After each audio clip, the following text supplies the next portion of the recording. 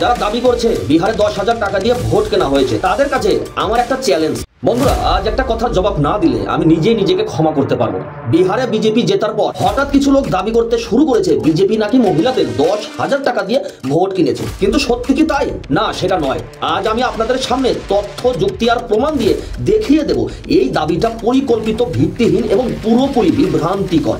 বিহারে 10,000 টাকা এটা ভোট কেনা নয়, এটা সরকারি একটা স্কিম। প্রথমেই একটা জিনিস পরিষ্কার করে দিই, এটা নীতিশ কুমারের সরকারের অফিসিয়াল প্রকাশ্য ঘোষণা করা একটি স্কিম, মুখ্যমন্ত্রী মহিলা রোজগার যোজনা। একটি পরিবার থেকে একজন মহিলা, মাত্র একজন এই 10,000 টাকা করে পেয়েছে। তাই এখানে দুর্নীতির কোনো সুযোগ নেই, কারণ ডেটা ভিত্তিক সিলেকশন এবং ডিরেক্ট ব্যাংক ট্রান্সফার হয়েছে এই 10,000 টাকা।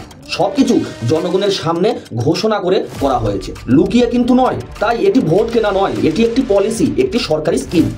সুতরাং বিজেপি ভোট কেনার জন্য টাকা দিয়েছে এই দাবি যারা করছে তারা মিথ্যে বলছে এবং রাজনৈতিকভাবে বিভ্রান্তি ছড়াচ্ছে। কারণ পশ্চিমবঙ্গের লক্ষ্মী ভান্ডারের সত্যটাও ভুলে গেলে চলবে না।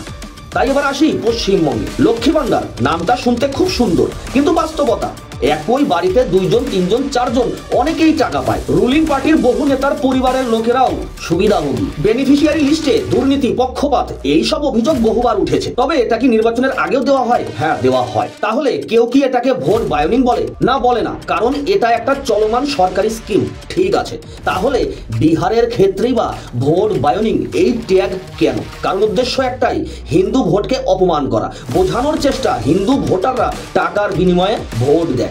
এটা রাজনৈতিক কুমতলব ছাড়া আর কিছুই নয়। যদি টাকা দেওয়া মানেই ভোট কেনা হয়, তাহলে পশ্চিমবঙ্গে কি হলো? একটু গভীরে চিন্তা করুন যুক্তি দিয়ে। যদি ধরেই নেই সরকার টাকা দিলে সেটা ভোট বায়োনিং, তাহলে এখানে প্রশ্নগুলো দাঁড়ায়, দুর্গাপুজোর ঠিক আগে প্রতিটা ক্লাবে 1,10,000 দেওয়া, এটা তাহলে কি? রাজ্যের বিভিন্ন জায়গায় বিশেষ সম্প্রদায়ের দ্বারা কোনো দুর্ঘটনা বা দুঃখজনক ঘটনা ঘটার পর সরকার দ্রুত সেই পরিবারকে অনুদান দেয়, এটা তাহলে কি? রিসেন্টলি 2025 সালে ওয়েস্ট বেঙ্গল সরকার শ্রমশ্রী, আমাদের পাড়া আমাদের সমাধানের মতো নতুন স্কিম চালু করলো। কেন? তাও আবার নির্বাচনের মাত্র কয়েক মাস আগে। এগুলোকেও তাহলে ভোট বায়োনিং বলা উচিত? কিন্তু কেউ কি তা বলে? না, বলে না, কারণ এগুলো রাজ্য সরকারের স্কিম বলে ঘোষণা করা হয়েছে। তাই বিহারের ক্ষেত্রেও একই লজিক প্রযোজ্য। বিহারের মানুষ 10,000 টাকার জন্য নয়, ভাবাদর্শের জন্য ভোট দিয়েছে। বিহারের মানুষ কেউ বোকা নয়, বিহারের মহিলারা কেউ বোকা নয়। বিহারের মানুষ উন্নয়নের কথা মাথায় রেখে ভোট দিয়েছে, নিরাপত্তা ও স্থিতিশীলতার জন্য ভোট দিয়েছে। এবং হ্যাঁ, হিন্দু মহিলারা ও হিন্দু পরিবারগুলো বিজেপিকে অবশ্যই ভালোবেসে ভোট দিয়েছে। এটা তাদের ডেমোক্রেটিক রাইট, এটা তাদের বিশ্বাস। টাকা দিয়ে নয়, ভাবাদর্শ দিয়ে ভোট জেতা হয়েছে। এখন পশ্চিমবঙ্গের বাস্তবতা, 2026-এ পরিবর্তন আসবেই। মমতা বন্দ্যোপাধ্যায় যতই স্কিম দিক, পিপুল অফ বেঙ্গল এখন সব বুঝে গেছে।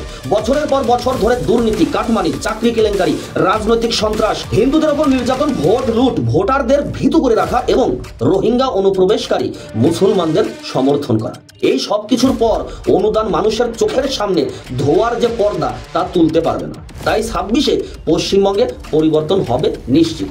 এই আসন্ন পরিবর্তন পশ্চিমবঙ্গ সরকার টাকা দিয়ে আটকাতে পারবে না। পশ্চিমবঙ্গের মানুষ তৃণমূলের বিরুদ্ধে ভোট দেবে, কারণ মানুষের আস্থা, বিশ্বাস আর আশার জায়গা এখন পরিবর্তন। তাই বন্ধুরা, যারা দাবি করছে বিহারে 10,000 টাকা দিয়ে ভোট কেনা হয়েছে তাদের কাছে আমার একটা চ্যালেঞ্জ। একটা স্কিমের টাকা মানে ভোট বায়োনিং নয়, কিন্তু পশ্চিমবঙ্গে স্কিম মানে কি ডেভেলপমেন্ট? আমার মনে হয় তা না। তাই বিভ্রান্তিতে পড়বেন না, তথ্য দেখুন, যুক্তি দেখুন, সত্য দেখুন। বিহারে 10,000 টাকার স্কিম, এটি ভোট বায়োনিং নয়, এটা গভর্নেন্স। তাই 2026-এ পশ্চিমবঙ্গ দেখবে মানুষ টাকার জন্য নয়, পরিবর্তনের জন্যই ভোট দেয়। ধন্যবাদ। ভিডিওটা শেয়ার করে এই তথ্য সবার সামনে তুলে ধরুন। আপনার কি মতামত তা কমেন্টে জানাতে আপনি ভুলবেন না। নমস্কার।